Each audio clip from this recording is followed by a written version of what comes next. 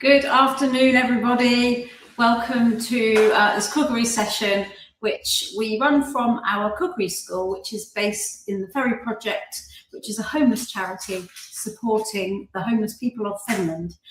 So we're in West Beach. We have a whole hostel here.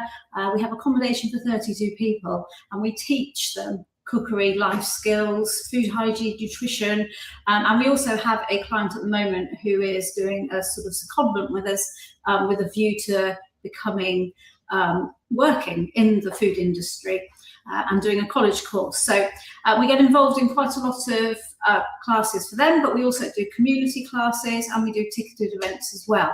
The best way to find out about us is to go to the Ferry Project website, which is ferryproject.org.uk, and you can click on Cookery School and read all about us and click on all the links and the videos and the events and so on. Today we are going to be making a chicken and tarragon pie. I think it's National Pie Week coming up. Chicken and tarragon pie is one of my favourites. I've tried to make it slightly healthier because obviously a lot of pastry, and to make a really rich one you can use cream and things, so we've swapped that out for creme fraiche, but I'll talk about that as we go through. We're going to make our pastry from scratch because if you haven't ever made your own, this is sort of a version of puff pastry because I have slightly downed the butter in it. If you haven't ever made your own, it makes such a difference. The flavour is just phenomenal, and you just have to be a bit patient with your rolling and folding to get all that air trapped in, but I will talk a bit more about that as we go. So the first job we're going to do is get our pastry on the go. So I've got 300 grams of plain flour. Some recipes you see will use bread flour. You can use that too. It just means it will slightly more rigid and hold its shape because it's got a slightly higher proportion of gluten in there. But I'm just using plain flour, 300 grams, and then I've got 150 grams of butter. For really rich puff pastries, it's pretty much equal amounts of flour and butter, but I'm trying to make this slightly better for us. So I'm using half the amount of butter. And what I've done is I've taken my 150 grams of butter and I've just dotted it in there, and I'm going to very roughly rub it in. So I'm not going to have it like breadcrumbs. I know when you make short crust pastry, it would tell you to make it into breadcrumbs. I'm just going to gently rub it in. And the reason for that is I still want some chunks of butter in there, because what's going to happen is when it goes into the oven and the butter starts to melt, it will leave pockets of air, and that's what we want. We want all those layers of air. So this is another way of just trying to get in another sort of air gap, which helps with its crispiness, flakiness, puffiness, and so on. So I've rubbed that in. You can see I've got a few lumps in there. That's good. We want that. I'm going to add a little bit of water, and I'm just going to be very careful with it because you can always add more in. You can't take it out. So I'm just going to form it into a dough. Nearly there now, so I will have to get my fingers in there, and that will then tell me how near it is to being a dough. It's not far off. We just need another little bit of water. Okay, because if you start getting a bit heavy-handed with it, you end up with too much water, and you have to add more, then you start altering those ratios. And the thing with pastry is that it is all about ratios. Right, nearly there. Smattering. Right, okay, so we've got our dough with half of our butter in. I'll put those little bits in there. And what we're going to do now is we're going to roll it. So I've got a little bit of flour here. If I need to dredge a bit of flour on, then I will. And I need it into a rectangle. Go fairly thin. And then what we're going to do is dot the remainder of the butter on it. Okay, so I've got the rest of my butter here. It's good to work with really cold butter because you don't want it melting yet. You want it, because we're going to roll it and fold it and roll it and fold it. If it gets too warm, then you end up getting a melted butter, quite a gooey mess. So we'll just dot that on. into my knife.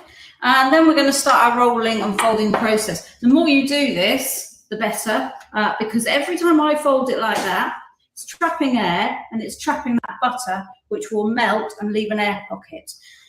And that one over the top. Okay, and then we'll just turn it again. And this is where it will start to get a little bit gooier. So the idea is we do this 3 times, getting those air layers trapped in there. And then we put it in the fridge. And we leave it for half an hour or so. And then we get it out and we roll it and fold it again. We don't need to add any more butter. We've got enough butter in there. We fold 1/3 over and another 1/3 over. And we do it again.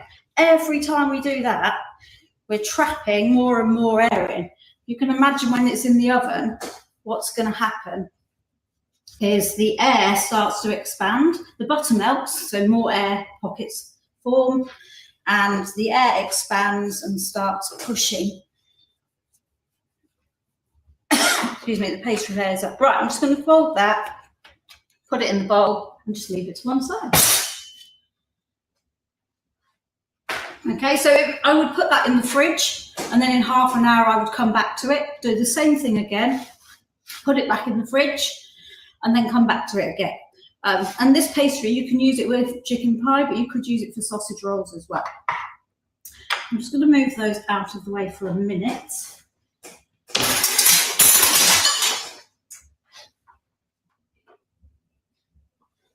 And we're going to make our filling for our pie. So I have already made some pastry, which is here. And I've done exactly the same thing this morning, rolled it and folded it, put it in the fridge, rolled it and folded it 3 times, put it in the fridge, and now it's ready for me to use. So we'll come back to that once we've got the filling on the go.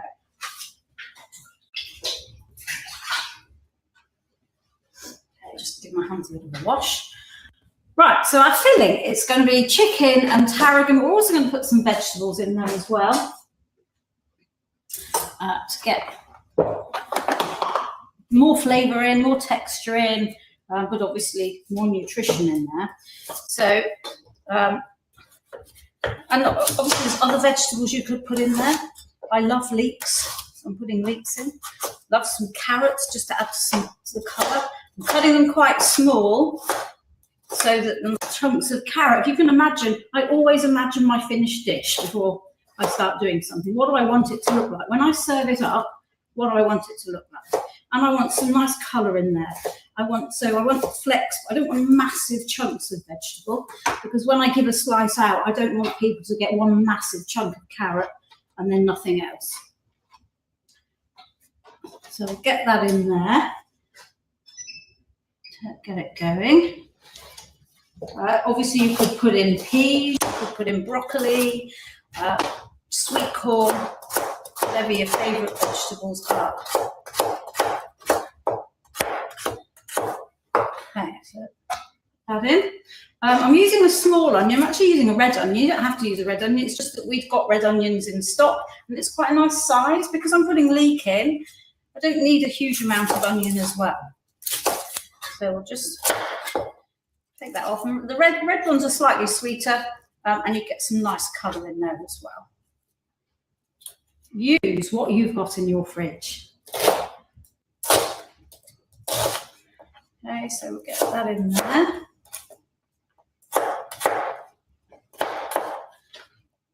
There's a bit chewy, but... And then our leek. So this leek, I used this morning because I have actually made chicken pie this morning. It's actually in the oven at the moment, looking amazing. Just going to turn that down a bit. And this leek was ginormous. I've never seen such a big leek. So I've used one half of it, I've used the other half. The reason it's looking like this is because I washed it. So when you trim leeks, if they need a clean, which they possibly will, they come up through the soil like that and the soil gets in there. You don't want the soil in there. So trim it, both ends. You can use all this green bit, but then to get the soil out of this end, you just take your knife and go up, and then turn it a quarter and go up, and you end up with that, and then you can get that right under the tap and get all that soil out. Okay, I'm just going to slice this up. You can hear my pan sizzling, so that's good. And we'll just put this lid in.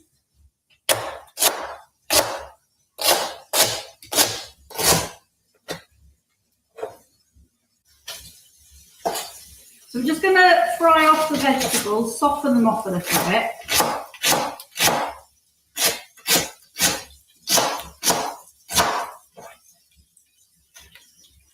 Get that cooking down.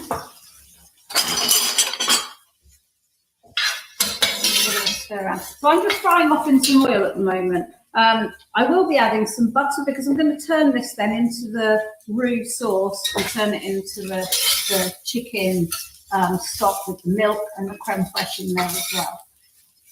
But if I cook straight away in butter, I'm at risk of burning the butter and scorching it. So it's starting with oil. I'm also going to put in a little bit of chopped up smoked bacon. That really, really helps the flavour. We'll put that in as well.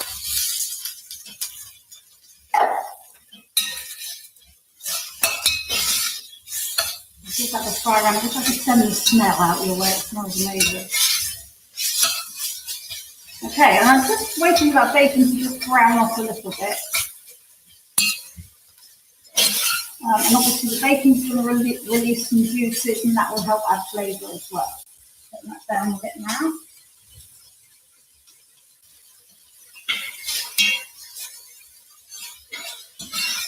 Okay, so the next thing I'm going to add is some butter. And I'm using 40 grams of butter because we're going to use that to make our roux sauce. I'll get that melted off.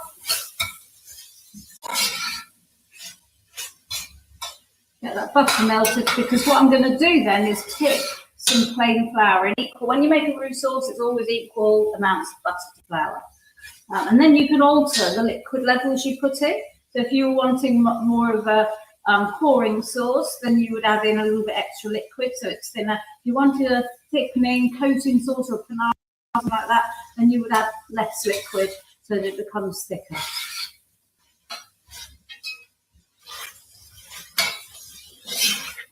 Right, butter's melting now. I'm going to add in my flour, and that flour is going to soak up that butter, and I'm just going to cook it off for a minute or two, just so that it starts to absorb that butter and it all starts to sort of stick together a little bit. That's fine, because then what we're going to do is I'm going to take it off there for a minute, just put it on here so I've got a bit more control over it. I'm going to start adding my chicken stock. Now, I've cooked my chicken already. You can do this with raw chicken. Now as well. You can do this with raw chicken. If I was using raw chicken, I would have chopped my chicken up and put it in with the vegetables before the bacon to start browning that chicken off. But I've got some chicken that I've cooked off earlier, so I'm using this cooked chicken. Put that in. And you could cook your chicken, if you poached it in some water with a bit of onion, a bit of carrot and a bay leaf and so on, you've got your chicken stock that you could then use in your pie. Up here, so I'm just going to add slowly. If I add it all in one go, I'm at risk of having a bit of a lumpy sauce, and I don't want a lumpy sauce. So I'm just stirring that in slowly off the heat. I've taken it off the heat, so if I keep it on the heat, the starch is going to start performing its duty of gelatinization, which is what we're doing in this sauce, and we don't want it to do that yet. So I've taken it off the heat, and I'm just going to add my stock a little bit at a time so that I can incorporate the flour into that liquid. Oh, the colours in here are just lovely. And then once I see that that sauce on the bottom is starting to thin out of it, I can start adding my liquid a little bit more at a time. There, a bit of stock here there, but that's going to dissolve in.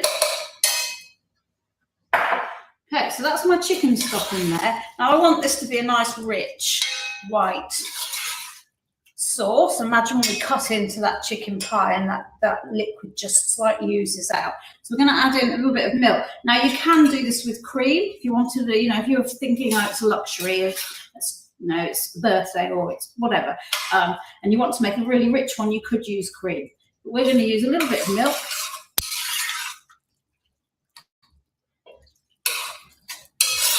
Incorporate that in.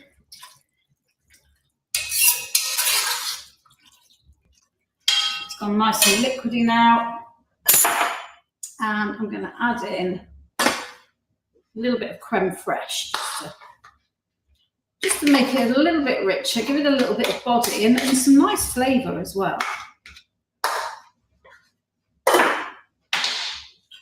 we'll stir that in. So now I need to put it back on the heat and just slowly bring it up to the boil, because what's going to start happening is the starch is going to start absorbing that liquid as it gets hotter and hotter, and it's going to start to bubble up. It will expand, the starch grains will expand, and the starch will burst into the sauce. It's called gelatinization. That's what makes it thick. And while it's doing that, I'm going to add a bit of flavouring. So I've got some parsley that I'm going to put in. So I'll just chop that up.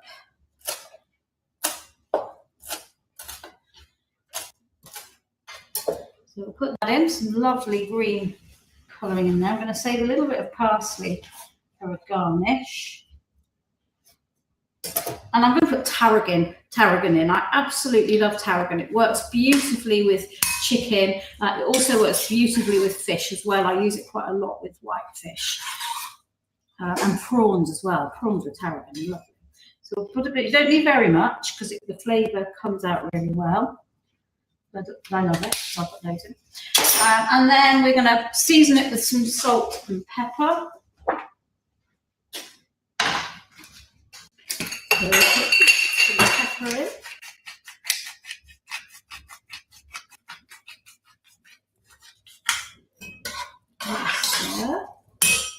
Give that a bit of a heat blast and a little bit of salt. It will be, the stock has always got salt in it, so you have to be a bit careful. So a little bit of salt just to lift that flavour. And now we're just going to slowly reheat it through and bring it up to temperature. And then it will start to thicken a bit. So as I say, you could put peas in there, you could put celery in there, you could put courgettes in there. If you're vegetarian, instead of the chicken and the chicken stock, obviously you use vegetable stock, and you could put in things like green lentils, beans, butter beans would be really nice, and so on, and use vegetable stock. Right, let's blast it. Okay, I need that egg. So while that is just coming up to the bubble and the boil, put that in there so we don't lose it. We're going to get our pastry back.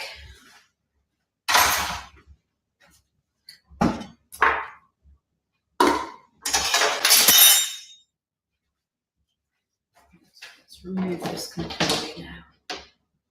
I always have a wet cloth underneath. It stops things sliding around too much. Okay, I'm just going to keep an eye on this as well, because obviously there's milk in there. If we let the milk burn, the sugar, the lactose in the milk could caramelise and we end up with black flecks in our sauce. We don't want that. But we also need to not let the starch stick on the bottom of the pan.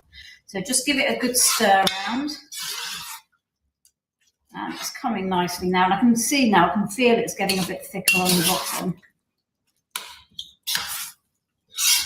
Just going to check this oven for these pies. Excellent. Oh, also got some carrots roasting in there to serve alongside it. Right, let's bring this pastry over. So here's my pastry from earlier on that I've chilled. I'll turn this sauce down a bit now. If it's bubbling, then it's hit gelatinization, because it's about 80 degrees gelatinization. So I'm going to take that off the heat now, because it's much better really to use it when it's cold, because otherwise you put it into the pastry and it's really hot and it makes the pastry go a bit soft and soggy, which you don't really want. Right, so I'm going to re-roll this into a rectangle. You can see the swirls of butter in there. What you have to be careful with puff and rough puff pastry is you don't do what you might do with short crust pastry, where you just bunch it all into one, because otherwise you mess up all those layers, horizontal layers of air that you put in. They end up all over the place. So we'll do another fold and another fold. Turn it over, and then what I'm going to do is cut it. So I have 2/3 for the base of the tin and 1/3 for the lid. Right.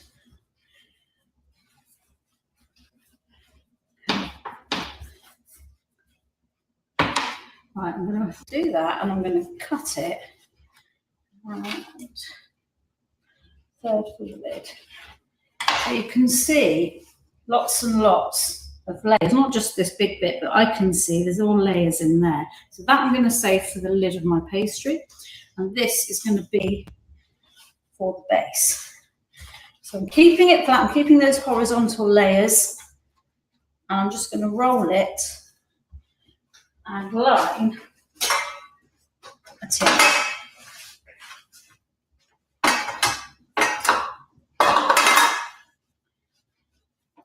Okay.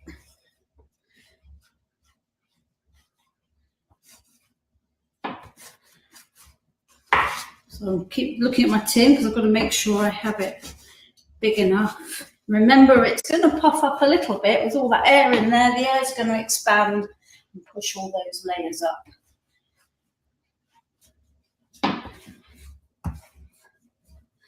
It's been in the fridge, it's really cold, so it's a little bit more resistant. Obviously, pastry is not like bread. You can't play with pastry, just make it go tough. Right, we'll just take the tin and measure it. We just need a little bit more this side.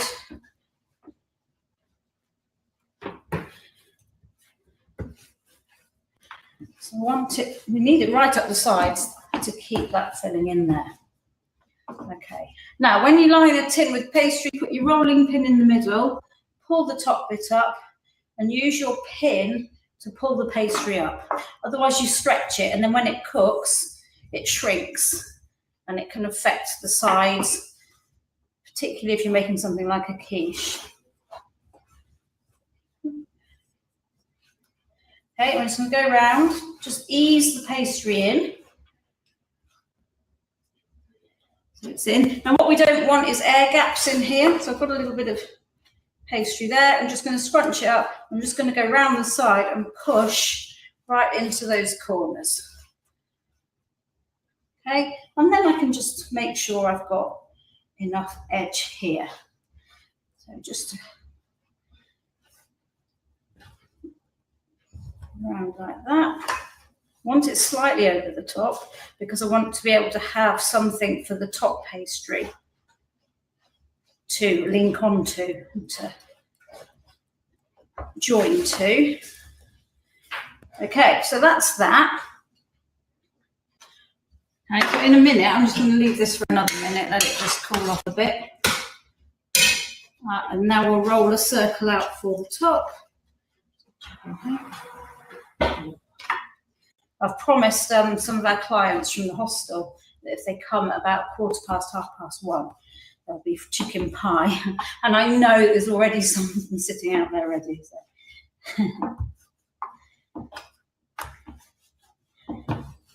Okay, so this is going to be our lid.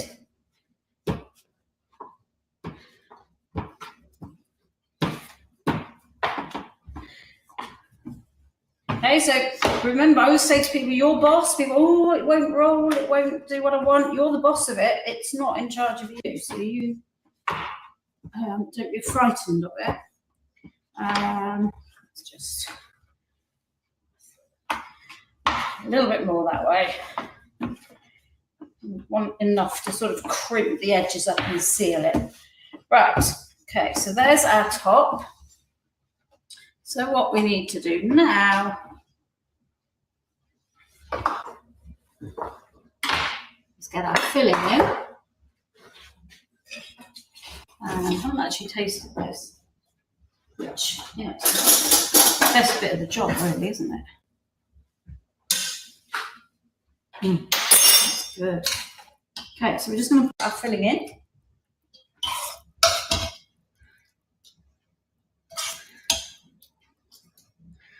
Lovely chunks of vegetable and carrot and leeks and chicken. And the tarragon flavour is lovely.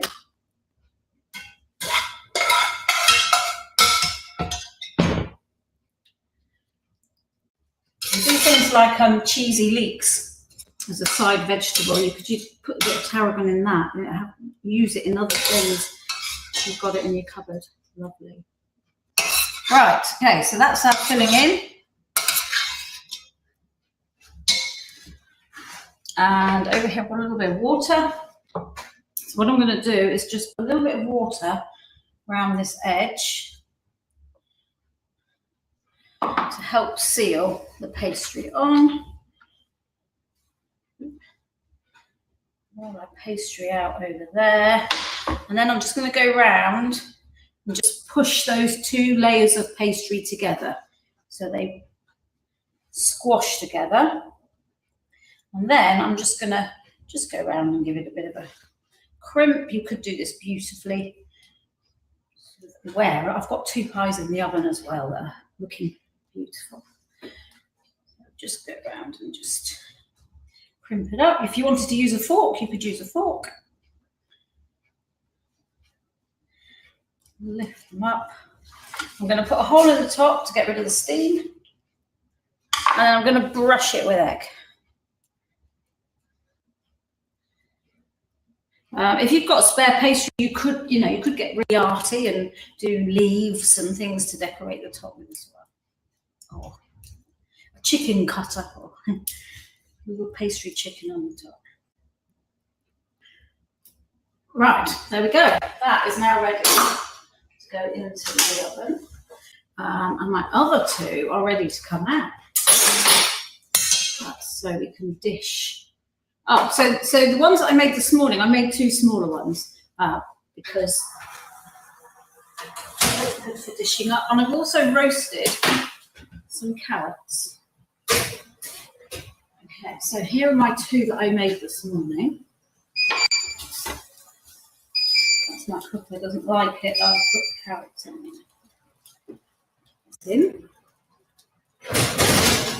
In there. Right. Okay, so chicken pies just come out of the oven, ferociously hot, so we need to be a little bit careful. Which one shall we do? This one. I can get it out without my fingers look like that. I will cut it in a minute and show you it. But there's one from this morning.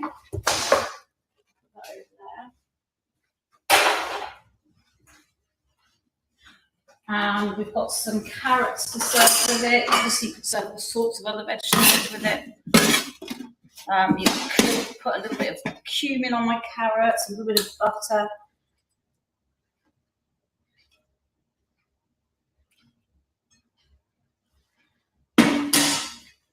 Could make a little bit of gravy. Okay, so there we go. Chicken pie with tarragon leeks and carrots. I will cut it open as well, and then I will just mention, I think this knife should be all right, our book. So one of the things that we've done is produce this book, and all the proceeds come to the Ferry Project to help the homeless of Finland. You can buy that online, you can go on our website and buy it, you can buy it on Amazon, and you will also see on there as well that last year we entered the Velvet Food Awards in Cambridgeshire, and we're entering again this year. So it'd be really lovely if you could give us a vote. So this is it. If you follow us on social media, if you follow us on Facebook, so it's Ferry Project or Fascinating Food, go on Facebook, you'll see the links. It'd be brilliant if you could vote for us. We would be overwhelmed. We would be so excited. But I'm really excited now because I really want to cut this chicken pie. So let's see, look at this beautiful pastry. Turn it. See if you get the full effect.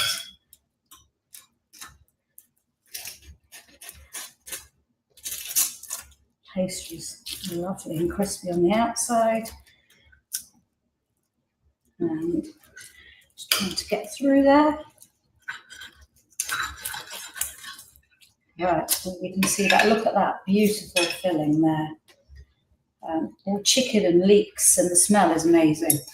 And then obviously all you need is a little bit of gravy on the side, if gravy's your thing. But lovely crispy pastry, all puffed up, flaky on the top, and round full with vegetables, chicken, leeks, with a lovely tarragon flavour. Thank you for watching. I know they're all waiting outside for this, so I better take it out to them. Thank you.